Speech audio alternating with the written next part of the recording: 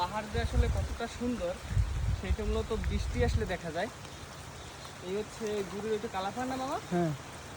এই যে বর্তমানে হালকা হালকা বৃষ্টি হইতেছে, তো এখানে পরিবেশটা মাশাআল্লাহ খুবই সুন্দর, এই জন্য ভিডিওটা করা। আর পাহাড়ের মূলত এক এক সময় এক এক রূপ, বৃষ্টি আসলে এক রূপ, বৃষ্টি শেষ হওয়ার পরে আরেক রূপ। তবে বৃষ্টি আসার পরের যে রূপটা সেইটা মারাত্মক লেভেলের সুন্দর। আর এটা হচ্ছে কাপ্তাই লেক, খুব সুন্দর একটা পরিবেশ। কিন্তু আছি লঙ্গি পরা, আমাকে ইগনোর করুন, পরিবেশটা উপভোগ করুন।